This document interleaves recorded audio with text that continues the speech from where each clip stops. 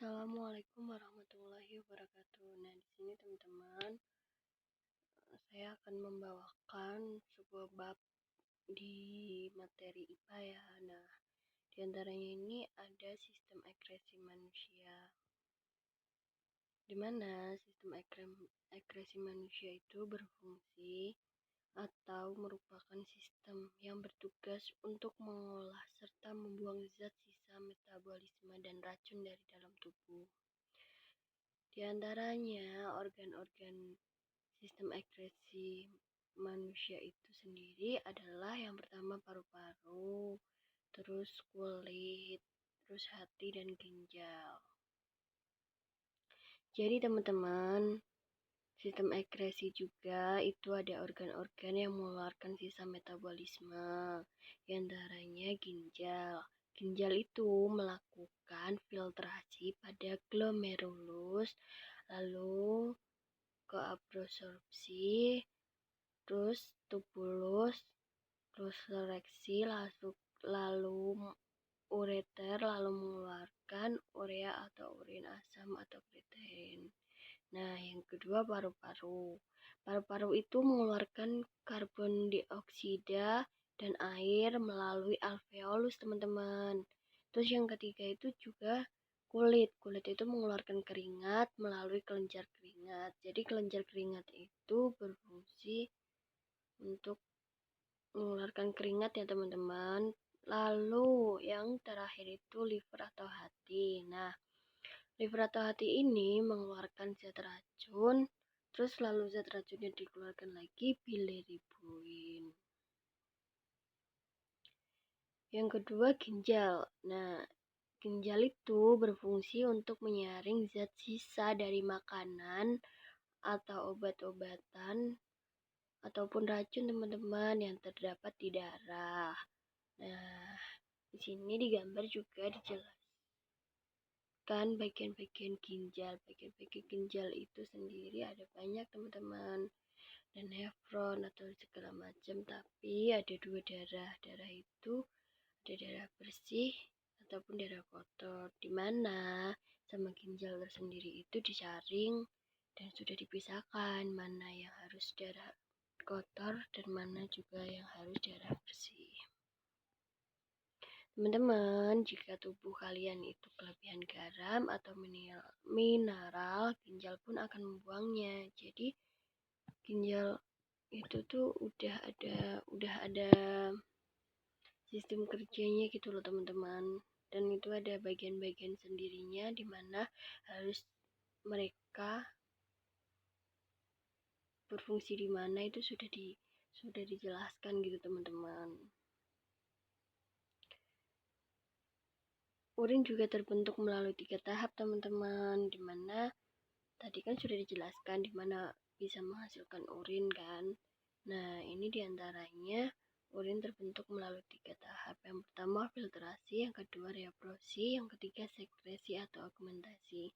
Di mana filtrasi itu berproses terjadi ketika darah yang mengandung air, gula garam, urea dan lain-lain masuk ke dalam glomerulus dan disaring.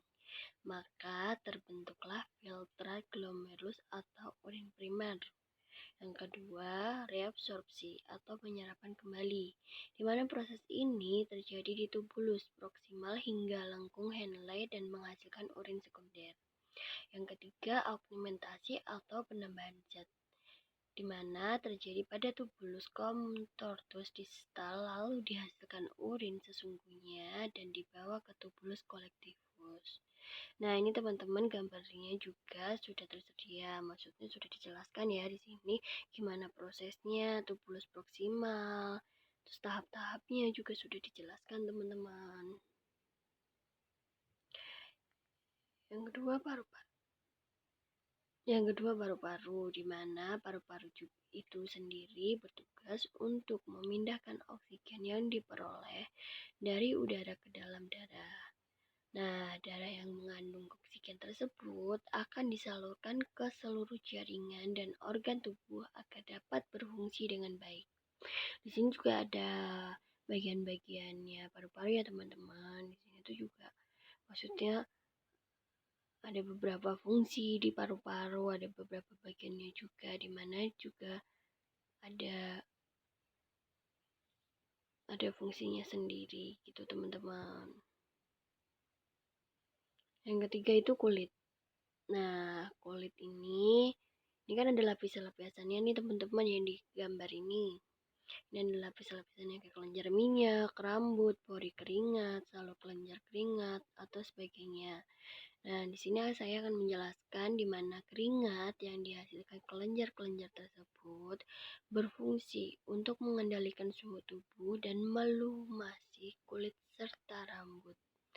Namun, sebagian-bagian dari sistem ekskresi kelenjar keringat juga berperan membuang racun dari dalam tubuh melalui keringat yang dihasilkan.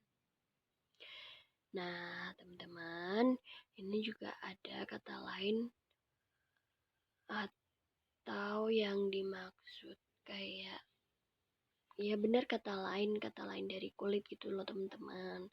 Yang pertama itu epidermis atau kulit ari. Nah, terdiri dari beberapa stratum atau lapisan teman-teman. Yang pertama itu stratum corneum, di mana lapisan tanduk. Nah, lapisan tanduk itu tersusun atas sel mati yang selalu mengelupas. Yang kedua, stratum clostridium, lapisan yang berwarna bening. Yang ketiga itu stratum granulosa atau mengandung pigmen melani dan lain-lain. Yang kedua itu dermis atau kulit jangat. Yang pertama itu pembuluh darah, akar rambut, ujung-ujung saraf, kelenjar keringat. Itu di dalam bagian kulit jangat ya teman-teman. Ada juga banyak sebenarnya teman-teman, tapi di sini saya akan menyebutkan 2 saja ya teman-teman.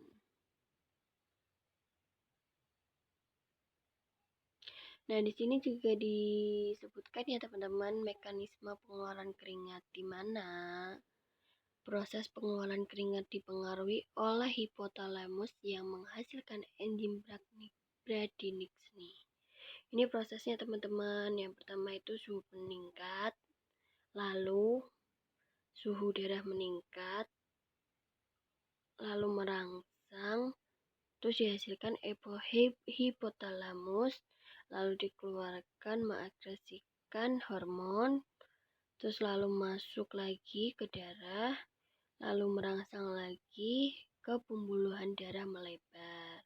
Lalu kecepatan aliran darah menurun, terus kelenjar keringat mengeluarkan keringat, lalu dihasilkan suhu tubuh menurun. Jadi begitu ya teman-teman.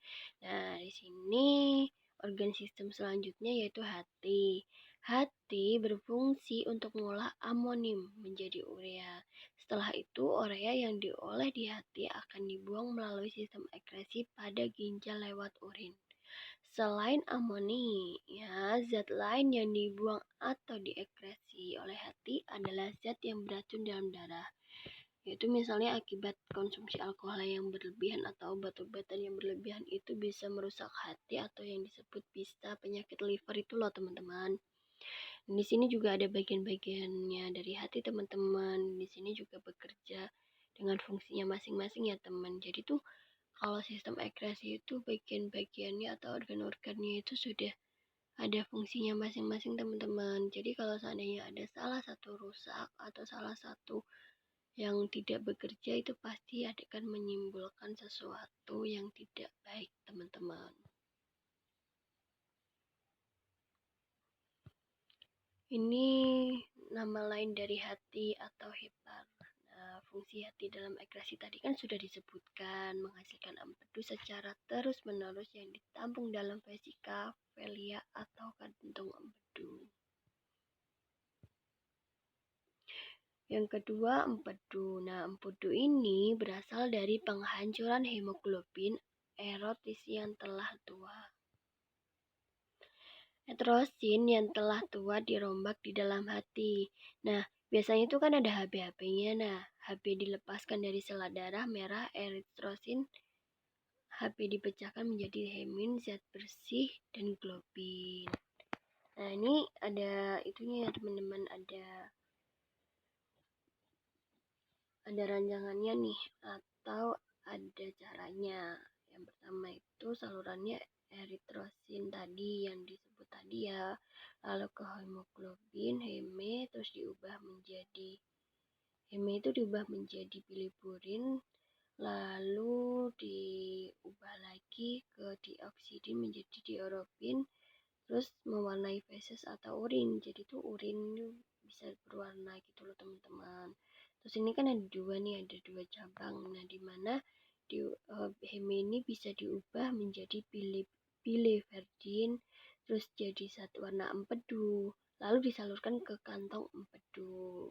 Yang tadi saya sebutkan tadi ya teman-teman. Jadi itu semuanya itu udah diatur sedemikian rupa itu biar tidak ada kesalahannya. Tapi kita tuh sebagai manusia kan juga biasanya tuh lupa ya teman-teman. Pasti ada yang mengonsumsi apa yang berlebihan, jadinya tuh tidak baik teman-teman. Terus yang ketiga itu V diambil disimpan di hati. Terus yang selanjutnya itu globin dimanfaatkan untuk pembentukan hemoglobin baru. Yang ketiga enzim arginasi. Nah, enzim ini berperan dalam proses penguraian asam amino atau diaminasi. Asam arginasi, orintisi, urea. Terus sebelumnya itu mengikat amoni dan CO2 yang bersifat racun. Nah, lalu diserap oleh ginjal. Nah, seperti itulah teman-teman pokoknya. Nah, terus cara tadi kan saya sudah menyebutkan juga ya teman-teman, kalau kita itu tidak boleh memaksakan atau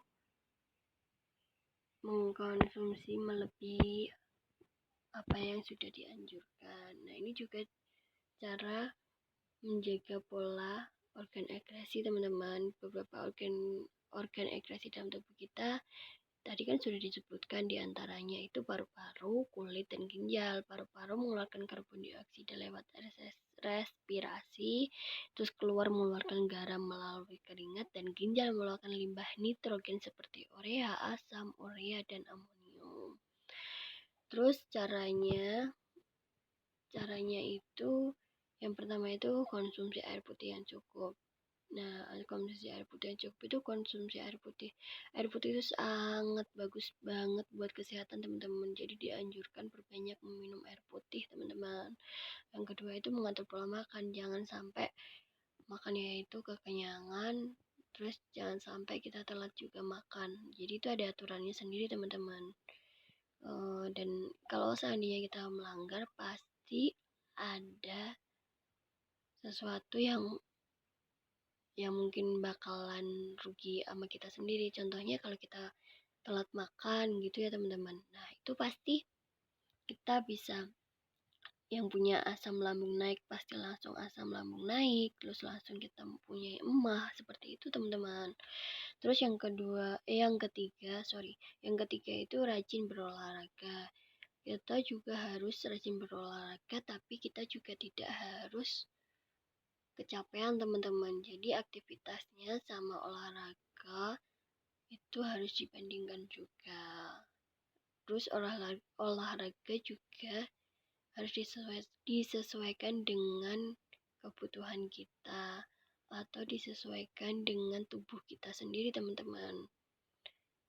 Terus yang keempat itu tidak merokok dan minum alkohol. Nah, ini bisa merusak ginjal juga ya teman-teman, dimana tadi sudah disebutkan bahwa ginjal itu bisa merusak itu kalau minum alkohol itu berlebihan, lalu juga paru-paru juga bisa dirusak.